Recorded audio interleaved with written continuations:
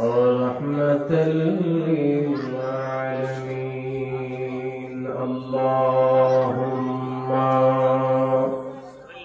صل على سيدنا مولانا محمد وعلى آله سيدنا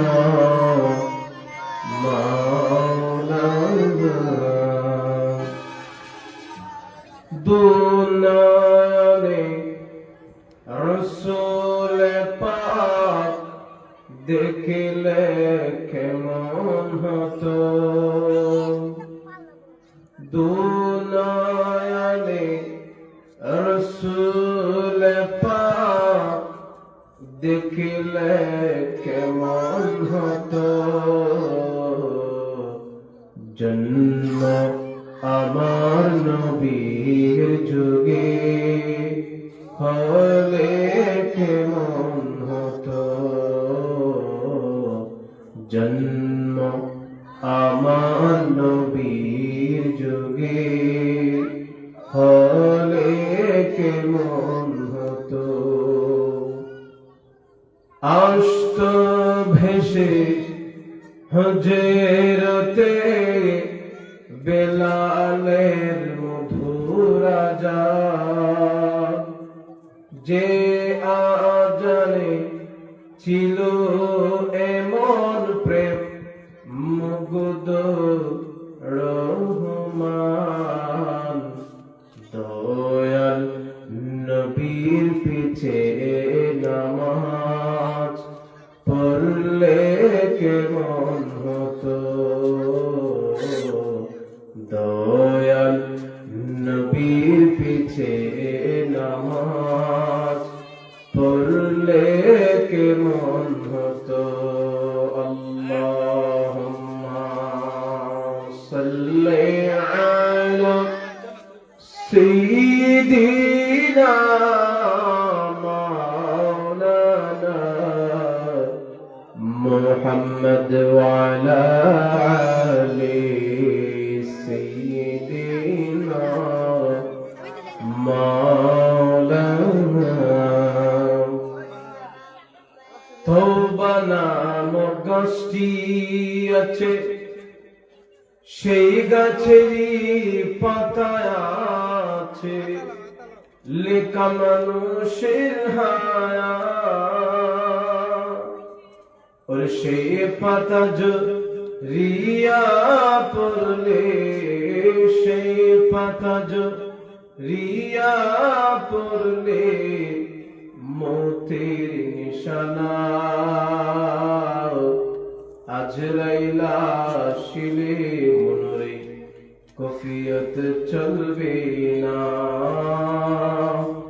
আজরাইলা শিলে মনরে কফিয়ত চলবে না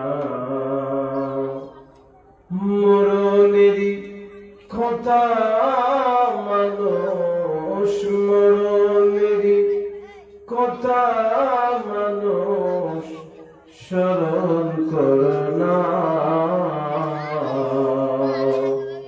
আজরাইলা শিলে মনরে কফিয়ত চলবে না রে মানুষ কফিয়ত চলবে না ও সে যে নামে আজরাইল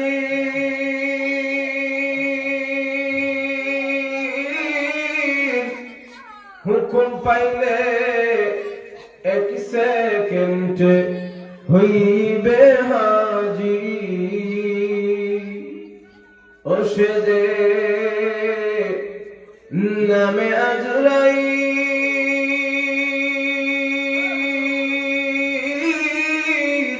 হুকুম পাইলে এক সেকেন্ড হইবে হাজির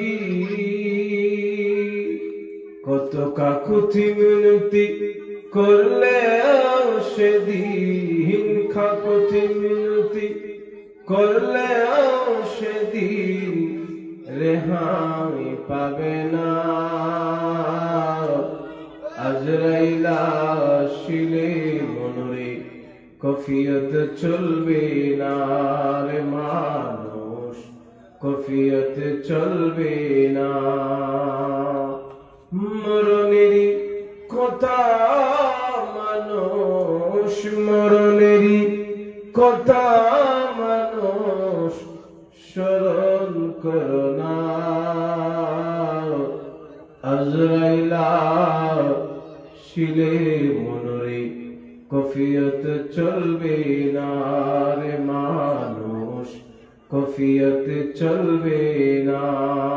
আল্লাহুম্মা সাল্লি আলা সাইয়্যিদিনা মাওলানা মুহাম্মদ ওয়া আলা আলি সাইয়্যিদিনা মাওলানা।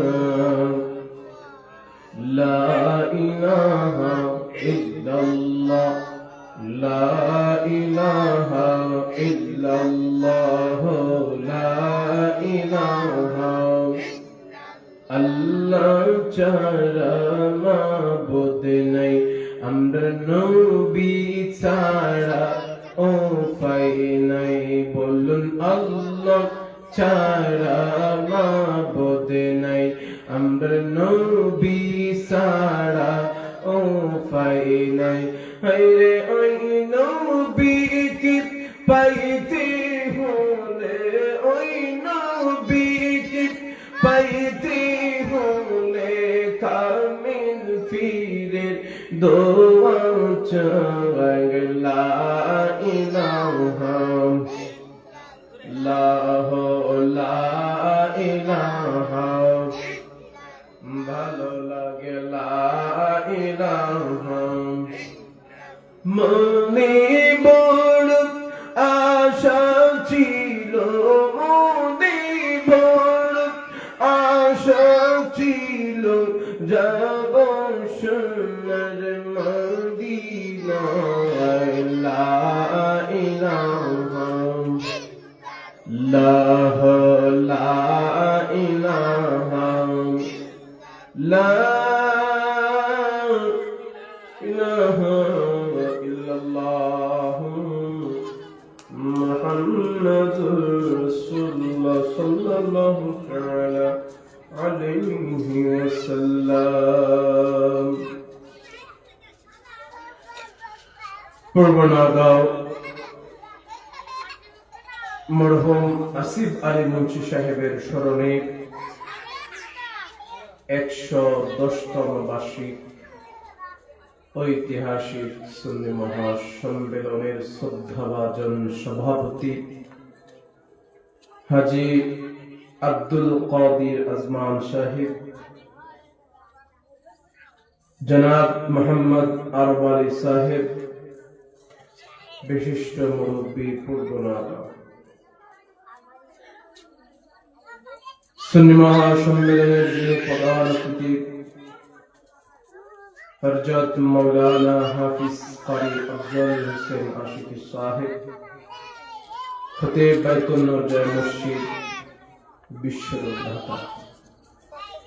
বিশেষ অতিথি বিশিষ্ট আলেম দ্বীন হাফিজ কারি মাওলানা মুফতি সৈয়দ মুজাক্কির হোসেন আল কাদরি সাহেব, খতিব পূর্বনাগাঁও কেন্দ্র জামে মসজিদ। প্রধান বক্তা তরুণ তেজস্বী আশিক রাসূল হযরত মাওলানা মুনীর হুসাইন সিরাজি সাহেব। বিশেষ বক্তা হিসেবে আমার পূর্বে আলোচনা করেছেন হাফিজ মহিবুর রহমান সাহেব। মাহফিল পরিচালনা রয়েছেন হাফিজ মোহাম্মদ তাজমুল ইসলাম সাহেব ও মোহাম্মদ দিলওয়ার হোসেন। আয়োজনে মোহাম্মদ সামাদ মিয়া ও জামাল মিয়া পূর্বনাগাঁও সকলে দীর্ঘ নেক হায়াত কামনা করছি। বারাকাল্লাহু তাআলা ফি হায়াতিহি। আমরা প্রত্যেকে বলি আল্লাহুম্মা আমিন।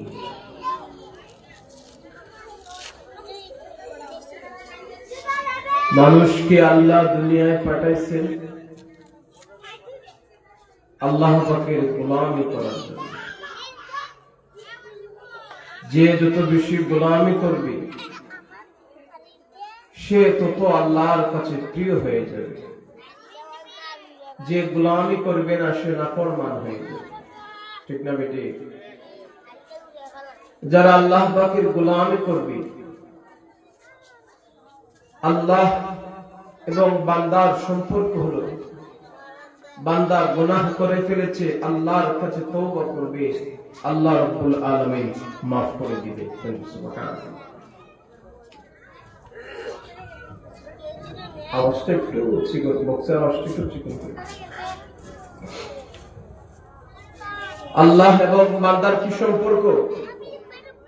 বান্দা ভুল করেছে, গুনাহ করেছে, অন্যায় করেছে, পাপ করেছে, আল্লাহর কাছে মাফ চাইবে, আল্লাহ মাফ করে দিবে।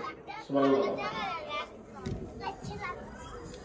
আমার প্রিয় সুন্নি জনতা, পূর্বনগরের মুরব্বী আব্বাজিরা,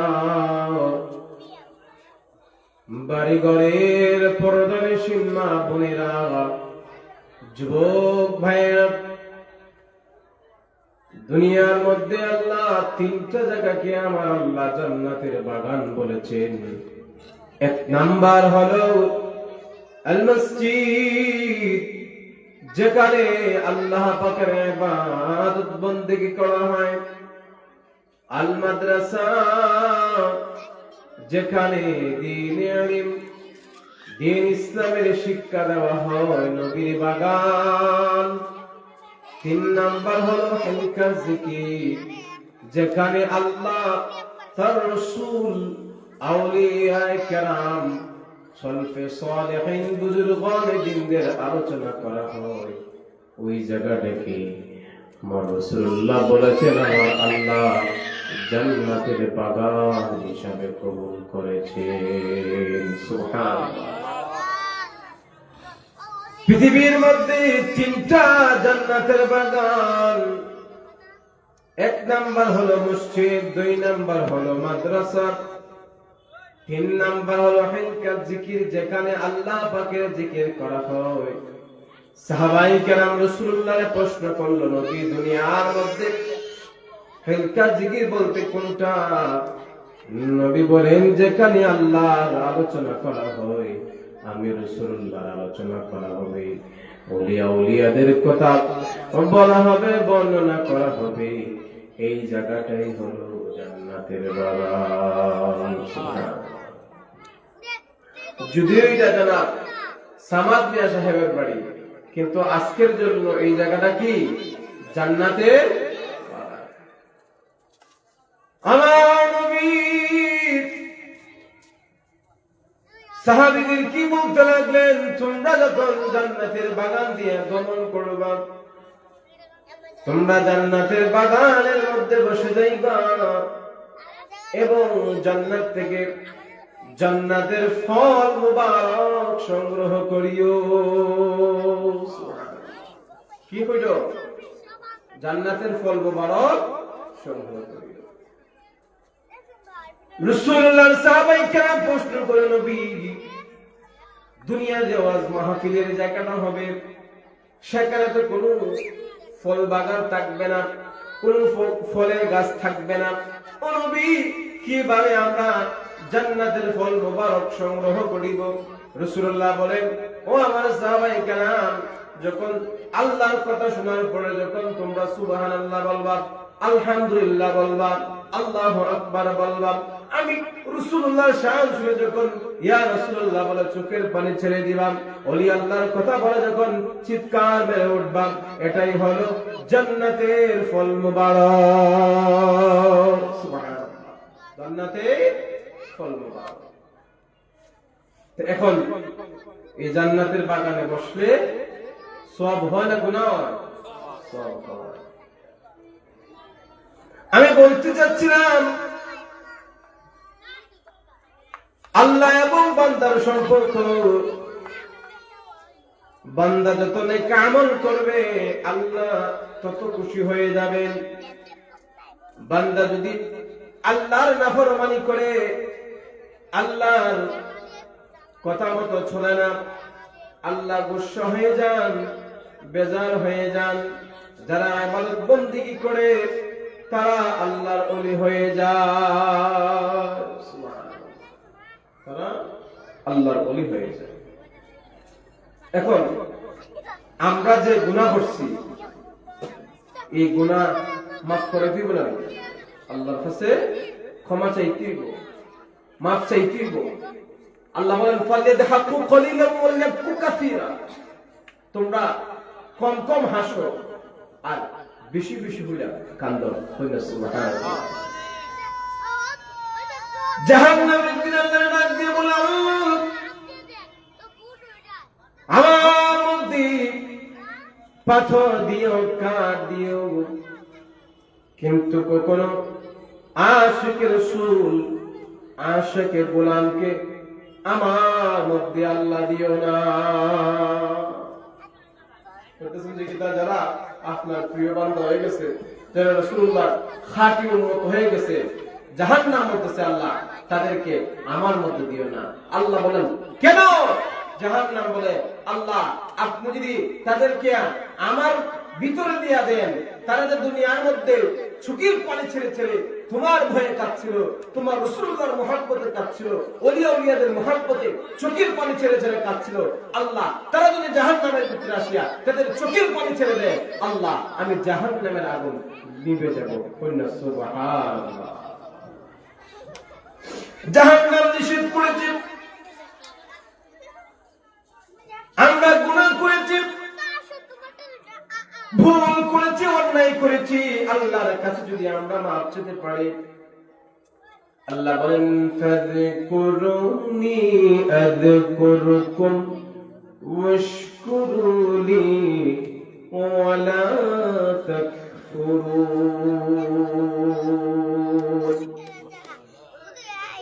আল্লাহ পবিত্র কোরআনে বলেন, বান্দা তোমরা আমারে ডাকো, যদি তোমরা আমারে ডাকো আমি আল্লাহ তোমাদের ডাকে সাড়া দেব। সুবহানাল্লাহ। আর জোরে বলেন না, বান্দা যদি আল্লাহকে ডাকে, আল্লাহ বলেন ফাযকুরুনি আযকুরকুম ওয়াশকুরুলি ওয়ালা তাকফুরুন। তোমরা যখন আমি আল্লাহর একটা ডাক দিও রে বান্দা, আমি আল্লাহ তোমাদের একটা ডাকে 70 বার আমি আল্লাহ জবাব দিই। কেন ডাকছো আমারে? কি প্রয়োজনে ডাকছো? একবার আমি আল্লাহরে বলো, আমি আল্লাহ তোমাদের প্রয়োজন মিটাইয়া দেব। সুবহানাল্লাহ। আব্দুল্লাহ ইবনে উমর থেকে অনেক লম্বা একটা হাদিস বর্ণিত হয়েছে। আব্দুল্লাহ ইবনে উমর হাদিস কালা বর্ণনা করেছেন, উনি বলতে লাগলেন, মায়া নবী বলতেছেন, রাসূলুল্লাহ বর্ণনা করেছেন, রাসূলুল্লাহ ইরশাদ করেছেন, তিনজন যুবক মরুভূমির মধ্যখান দিয়ে যাইতেছে। মরুভূমির মধ্যখান দিয়ে যখন যাইতে লাগলেন, সন্ধ্যা হয়ে গেল, গুহার ভিতরে ওনারা প্রবেশ করলেন। ঝড় তুফান চলে আসলো, যখন বিশাল ঘূর্ণিঝড় যখন চলে আসলো, উপর থেকে একটা পাথর আসিয়া গুহার মুখ বন্ধ হয়ে গেছে। কি হয়ে গেছে? গুহার মুখটা বন্ধ হয়ে গেছে। গুহার মুখ যখন বন্ধ হয়ে গেল, এটার ভিতরে কোনো অক্সিজেন, কোনো বাতাস, কোনো আলো ঢুকতেছে না, তার মধ্যে অন্ধকার হয়ে গেছে। এখন গুহার মুখটা এমন ভাবে বন্ধ হয়েছে, পাথরটা এমন ভাবে এসে পড়ছে, তিনজনের শরীরের যত শক্তি আছে, শক্তি দিয়েও তারা এই পাথরটা গুহার মুখ থেকে সরাইতে পারছে। এখন ওনারা হয়ে চোখে পানি ছেড়ে ছেড়ে কাঁদতেছে। সুবহানাল্লাহ। তুমি যদি মাফ না করো আমরা রে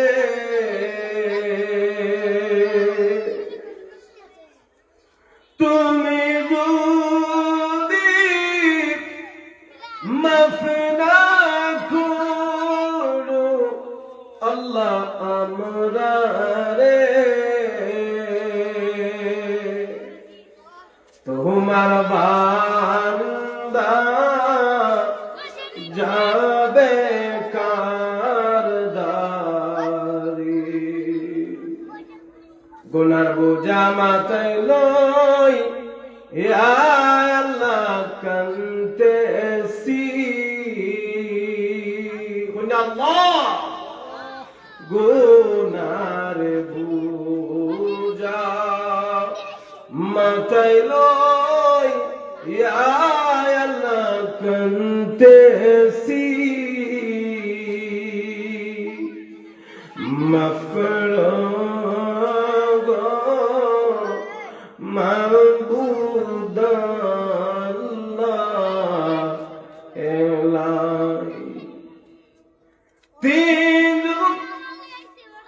গুহার ভিতরে চোখের পানি ছেড়ে ছেড়ে কাঁদতেছেন গুহার ভিতরে কোনো আলো বাতাস ঢুকে না যদি গুহার ভিতরে আলো বাতাস না ঢুকে পেটের ভিতরে খাবারও নাই ওনারা ইন্তেকাল করবেন তিনজন বসিয়া পরামর্শ করলেন আমরা আমাদের জীবদ্দশায় আমরা কোনো নেক আমল করেছি কিনা আমরা নেক আমলের দোহাই দিয়া যদি আল্লাহর কাছে সাহায্য প্রার্থনা করি মনে হয় আল্লাহ গুহার পাথর গুহার থেকে সরাইয়া দিবে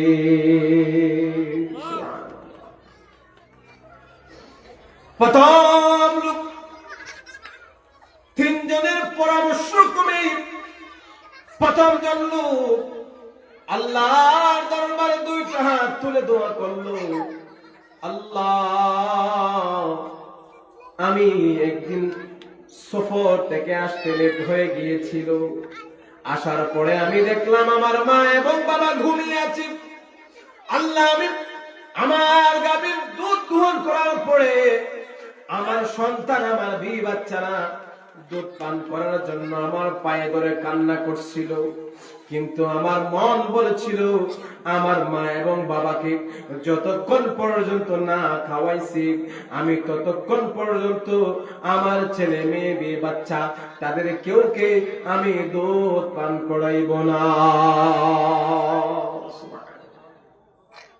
উনি যখন দুধ পান দুধের পেয়ালা যখন নিয়ে মা এবং বাবার পাশে যখন দাঁড়াইয়া রইলেন সারা রাত কাটাইয়া দিলেন মা এবং বাবা ফজরের সময় উঠলেন উঠার পরে দেখলেন সন্তান দুধের পেয়ালা নিয়ে দাঁড়িয়ে আছে উনি বলে আল্লাহ তোমার সন্তুষ্টির জন্য আমার মা বাবাকে আমি আগে খাওয়াইতাম আমার ছেলে মেয়েকে আমি খাওয়াইতাম না আমার মা বাবা যদি আগে খাইতেন তাহলে আমার ছেলে মেয়ে বাচ্চারা খাওয়াইতাম আল্লাহ তোমার সন্তুষ্টির জন্য আমার মা এবং বাবার খেদমত করেছি আল্লাহ আমার মা এবং বাবার খেদমত যদি তোমার কাছে পছন্দ হয়ে থাকে তোমার কাছে যদি কবুল হয়ে থাকে আল্লাহ তোমার গায়েবী সাহায্যের মাধ্যমে গুহার মুখ থেকে পাথরটা তুমি সরাইয়া দাও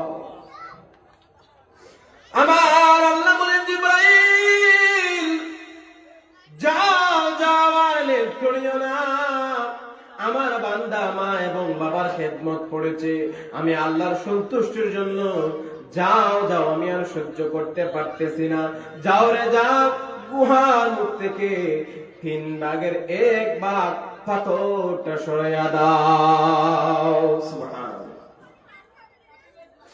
মা এবং বাবার কথা যখন আল্লাহর কাছে দোয়া দিয়ে দিলেন আল্লাহর কাছে উসিলা তালাশ করলেন প্রার্থনা করলেন আমার আল্লাহ মা এবং বাবার কারণে তা দোয়া কবুল করে নিছে সুবহানাল্লাহ ওরে জান্নাতের চাবি আমার মা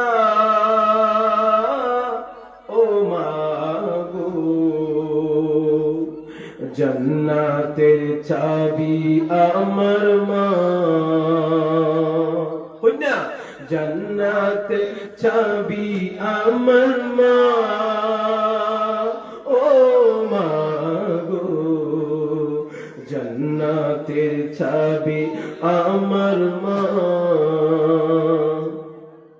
মা যার ঘরে নাই তার মতো দুঃখী নাই, ওরে মা যার ঘরে নাই তার মতো দুঃখী নাই, ওরে খালা ফুফু মায়ের মতো না, ও মা গো জান্নাতের চাবি আমার মা,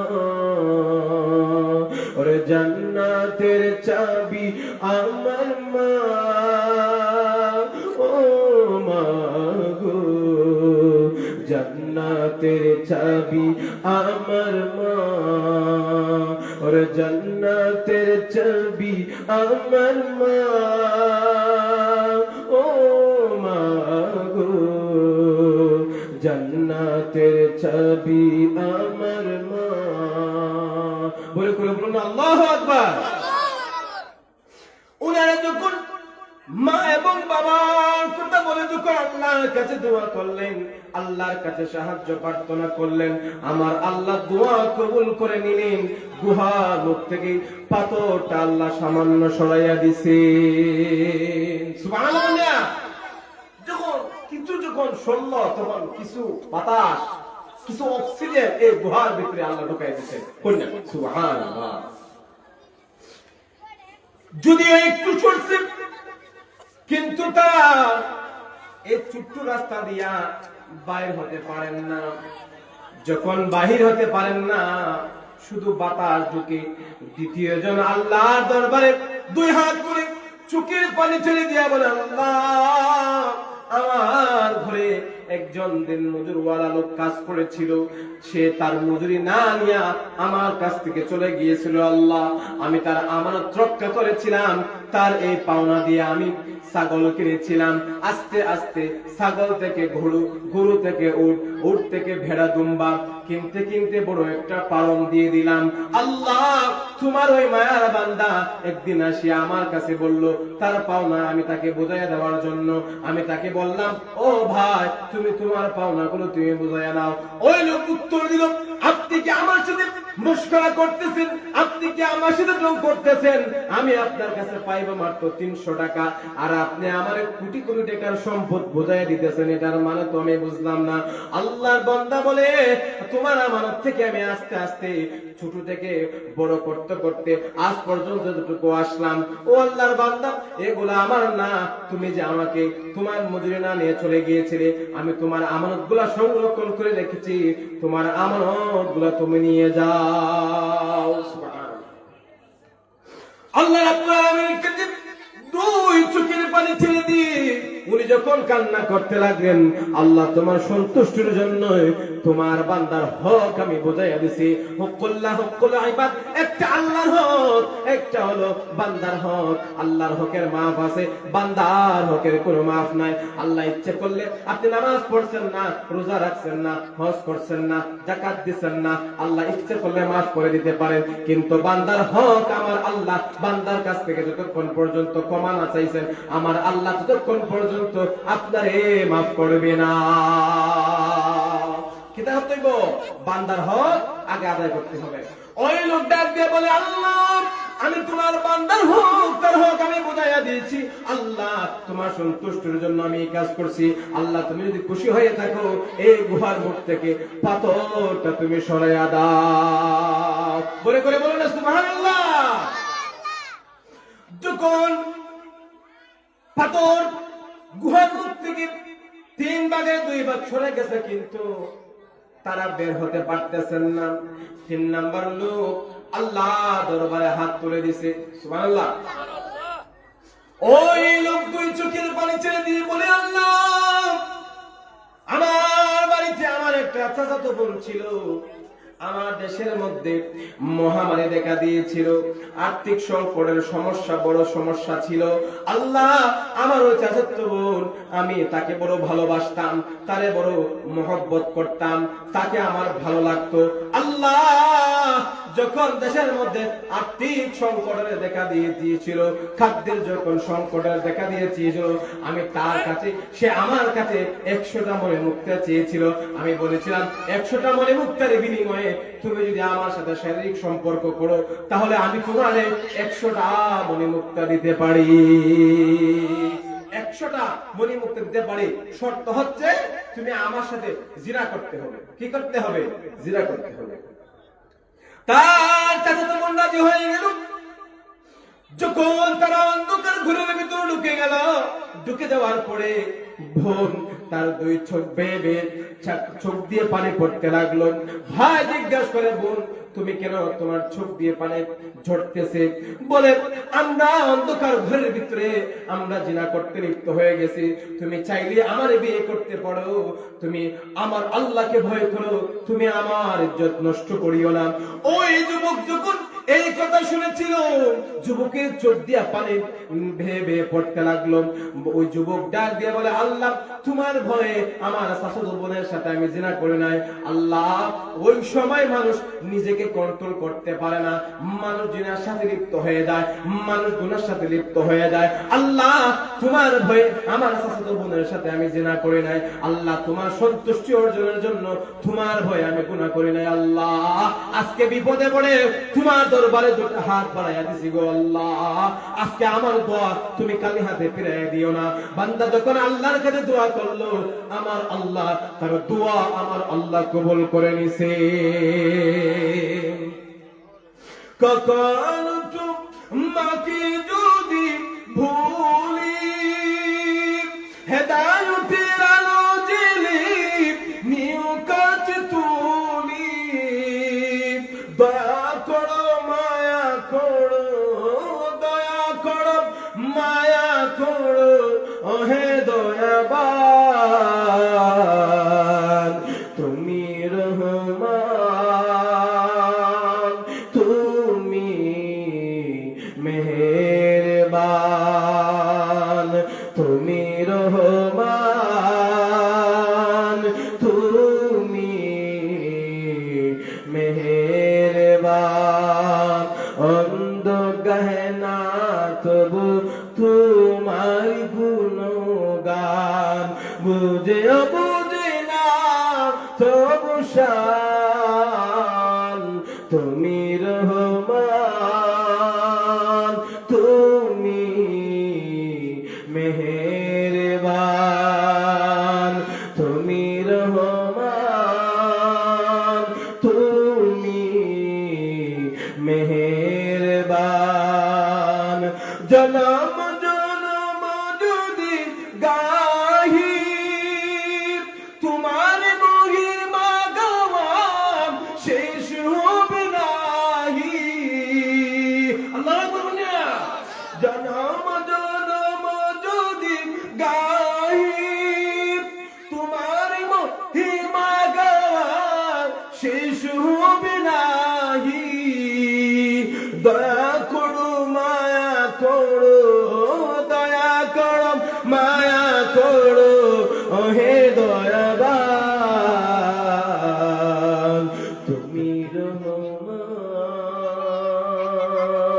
তুমি মেহেরবান, তুমি রহমান, তুমি মেহেরবান। বলে করে বলুন না সুবহানাল্লাহ।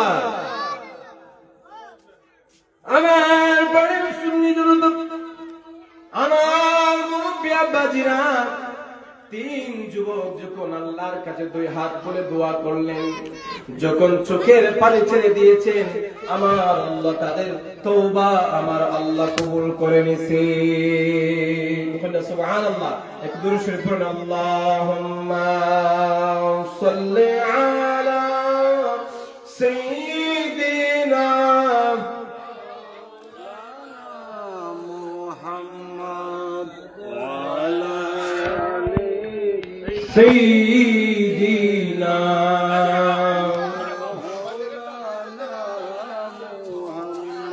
আমার মুরব্বি আব্বাজিরা, এর থেকে আমরা কি বুঝতে পারলাম? মা এবং বাবার যদি আপনি খেদমত করেন, আমার আল্লাহ মহাবিপদ থেকে রক্ষা করতে পারেন।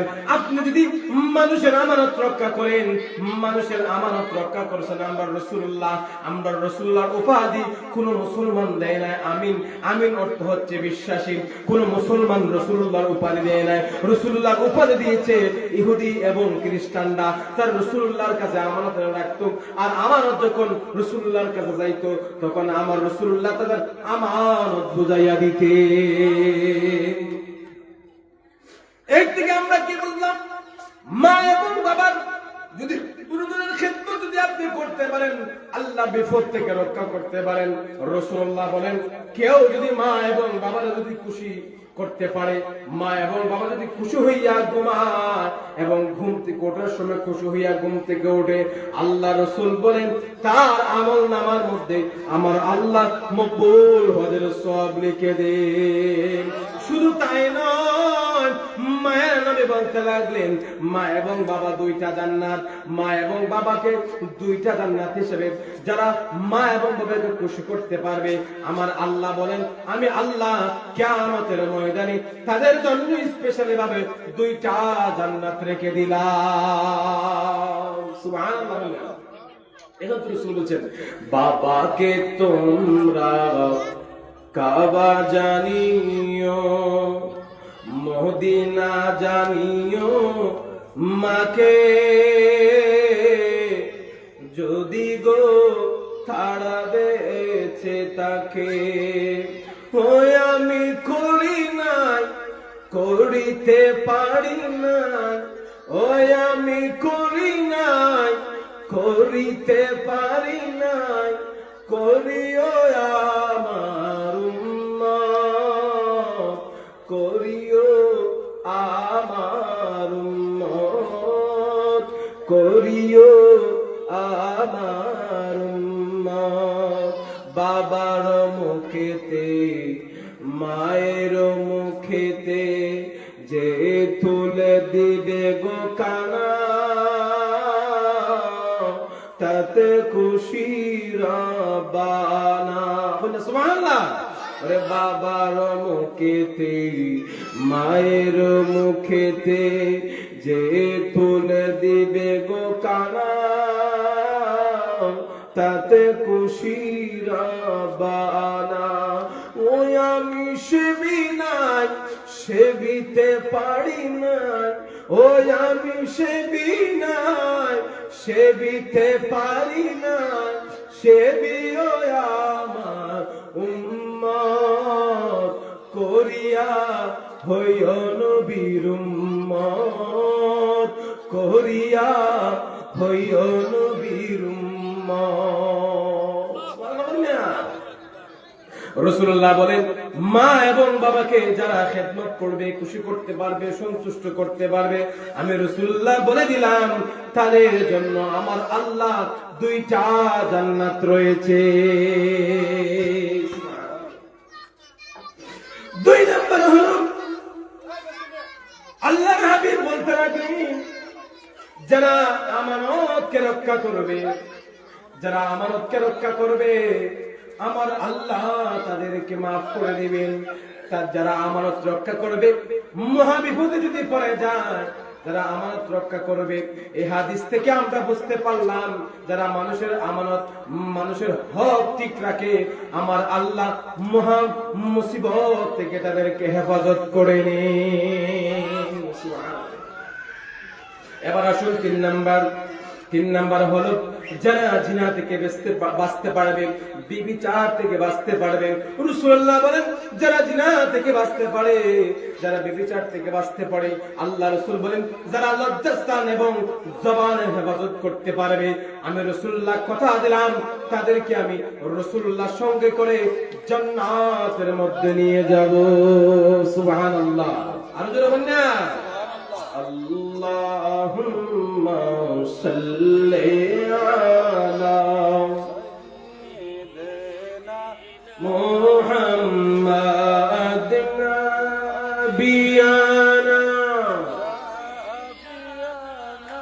মাওলানা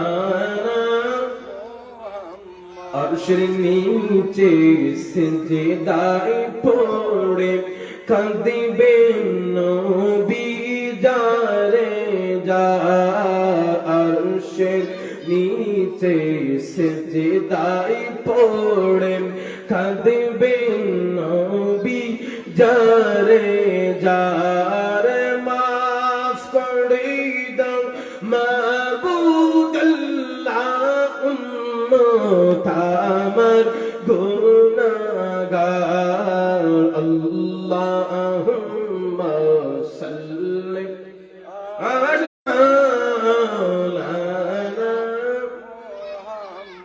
কোথায় রইলেন মায়ার নবী আমাদেরকে ছাড়িয়া কোথায় রইলেন মাহবুবী এই দৌড়াতে বাঁচিয়া আল্লাহুম্মা সাল্লি আলা সাইয়্যিদিনা মুহাম্মাদিন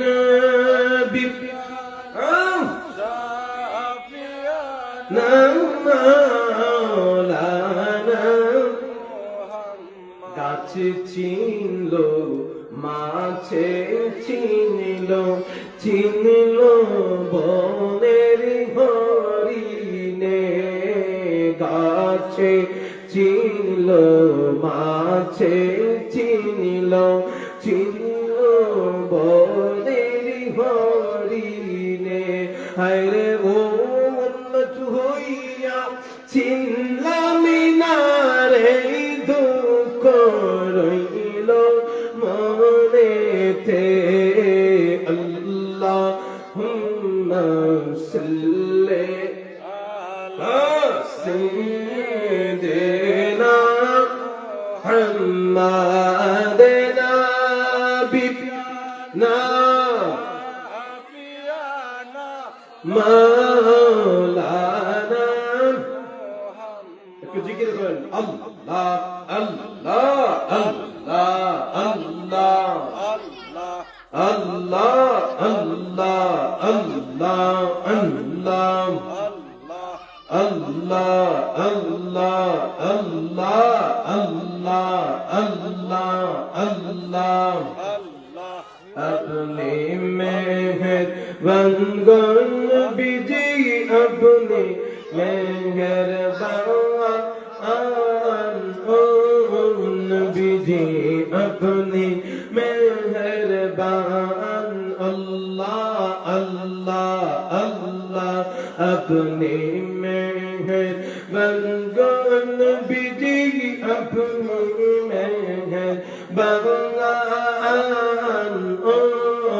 नबीजी अपने मेहरबान अल्लाह अल्लाह नयन नेक बार देखिले नयन नेक बार देखिले जोराइतम परान नबी अपने मेहरबान अल्लाह अल्लाह अल्लाह अपने मेहरबान नबीजी अपने मेहरबान नबीजी अपने मेहरबान अल्लाह अल्लाह আমরা সবাই গুনাহগার গো আপনি দয়াবান আল্লাহ আল্লাহ আমরা সবাই গুনাহগার গো আপনি দয়াবান আল্লাহ আল্লাহ দয়া করে পার করিও দয়া করে পার করিও হাসরের ময়দান ও নবী আপনি মেহেরবান আপনি জানেন জানগণ নবীজি আপনি জানেন জান ও নবী আপনি জানের জান আল্লাহ আল্লাহ নয় আপনি কিবার দেখিলেন নয় নেকিবার দেখিলে জোড়াইতাম পরাণ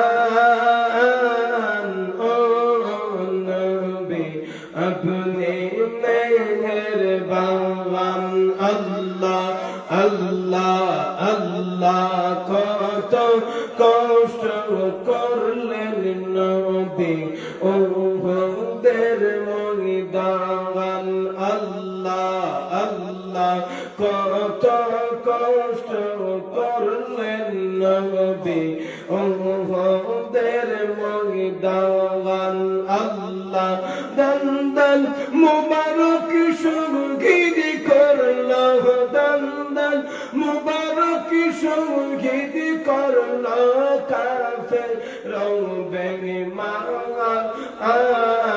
ও নবী আপনি মেহেরবান আল্লাহ আল্লাহ আল্লাহ আল্লাহ আল্লাহ আল্লাহ লা ইলাহা ইল্লাল্লাহ মুহাম্মাদুর রাসূলুল্লাহ সাল্লাল্লাহু তাআলা আলাইহি ওয়াসাল্লাম আমার নোয়াগাঁর আব্বাজিরা গো রাসূলুল্লাহ আমাদের এমন ভাবে শিক্ষা দিয়েছেন আমার উম্মত যদি গুনাহ করে ফেলে ভুল করে পড়ে আমার উম্মত যদি যেই জায়গার মধ্যে বসে গুনাহ করেছে সেই জায়গার মধ্যে বসিয়ে যদি আল্লাহর দরবারে তওবা করে আমার আল্লাহ আমার উম্মতের তওবা কবুল করে নেন সুবহানাল্লাহ ও আমার প্রিয় যুবক ভাইরা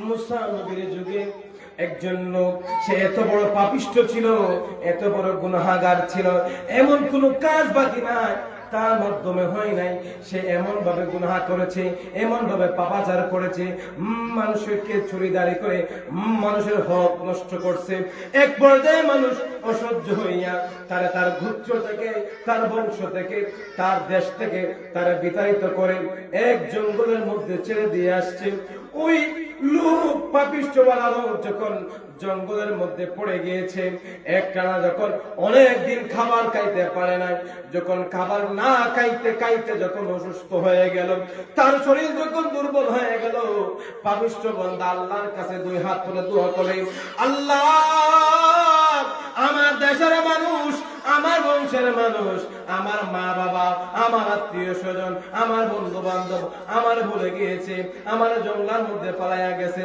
আল্লাহ তারা আমাকে যদিও তিরস্কার করে দিয়েছে আল্লাহ তুমি তো আমার রব তুমি তো আমারে বানাইছো বড় মায়া করিয়া বড় মহব্বত করিয়া আল্লাহ তুমি ইচ্ছা করলে আমার জাহান্নামের আগুন দিয়া জ্বালাইতে পারো আবার ইচ্ছা করলে তোমার নাজ নিয়ামত জান্নাতও আমার উপহার দিতে পারো আল্লাহ আজকে অসহায় হয়ে গেছি সবাই আমারে বলে গেছে আল্লাহ আমি জানি আপনি আছেন একজন আল্লাহ আপনি যদি আমারে মাফ করে দেন দুনিয়ার কোনো মানুষ আপনারে কিছু বলতে পারবে না ও আল্লাহ আমি আপনার কাছে তওবা করতেছি আমারে আপনি মাফ করে দেন আল্লাহর কাছে যখন পাপিষ্ঠ বান্দা দুই হাত তুলে দোয়া করছে চোখের পানি ছেড়ে দিছে আমার আল্লাহ তার দোয়া কবুল করে নিছে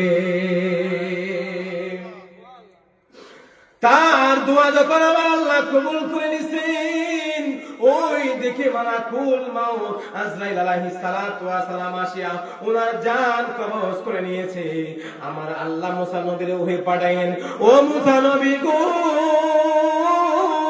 যাও যাও জঙ্গলের ভিতরে যায় দেখো আমার এক প্রিয় বান্দা ইন্তিকাল করেছে তাকে আনিয়ে আপনি গোসল দিয়া তারা জানাজার নামাজ পড়াইয়া দেন আর আপনার দেশের মানুষরা আপনি এহলান করে জানাইয়া দেন এই বান্দার জানাজার নামাজের মধ্যে যারা আসবে আমার আল্লাহ তাদেরকেও মাফ করিয়া দিবে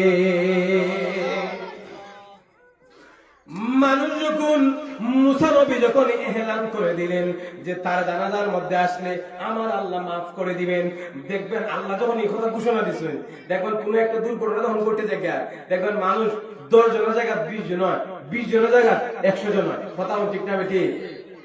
আল্লাহ যখন এই ঘোষণা যখন আমার আল্লাহ দিয়ে দিলেন, মানুষ যখন আসলো, মুসা নবী যখন সকলকে জানাইয়া দিলেন, মানুষ আসলো, আসিয়া দেখে ওই পাপিষ্ঠ বান্দা যে মানুষকে মারতো, মানুষের জিনিস চুরি করত, ব্যভিচার করত, জিনা করত, মানুষ যখন আসিয়া দেখে ওই পাপিষ্ঠ বান্দা মুসা নবীরে আসিয়া বলে, মুসা নবী আপনি কি পাগল হয়ে গেছেন? আমরা তো তার বিতাড়িত করে দিলাম। মুসা নবী আল্লাহরে ডাক দিয়া বলে, ও আমার আল্লাহ, আপনি বলছেন তারা আনিয়া গোসল দিতাম, তার জানাজার নামাজ পড়াইতাম, আর মানুষকে জানাইয়া দিতাম যারা তার জানাজার মধ্যে শরীক হবে আল্লাহ তাদেরকে মাফ করে দিবেন। কিন্তু দেশের মানুষ তো বলতেছে অন্য কথা, মানুষ তো আমারে ভুল বুঝতেছে। আল্লাহ বলেন, মানুষ যা বলছে সত্যি কথা বলছে, কিন্তু আমার ওই বান্দা মরণের সময় দুনিয়ার কোনো মানুষের পাশে পায় নাই, আমি আল্লাহ তার পাশে ছিলাম। সে তার ভুল বুঝতে পারছে, সে যখন তার ভুল বুঝতে পারছে, আমি আল্লাহর কাছে বড় মায়া লাগছে, বড় মহব্বত লাগছে। আমার বান্দা যখন 2 চোখের পানি ছেড়ে দিছে, আমি আল্লাহ সহ্য করতে পারি না, আমার বান্দার সমস্ত গুনাহ আমি আল্লাহ মাফ করে দিছি। আর আর আমি আল্লাহ স্পেশালি ভাবে ঘোষণা দিয়ে দিছি, তার জানাজার মধ্যে যখন মানুষ আসবে, মানুষ যখন তার জানাজার নামাজের মধ্যে আসবে, যারা শরীক হয়ে যাবে, যারা জানাজার নামাজ পড়বে, আমার আল্লাহ বলেন তাদের জীবনে গুনাহ আল্লাহ মাফ করে দিবে। আর যারা অন্যায়, নারায়ে তাকবীর।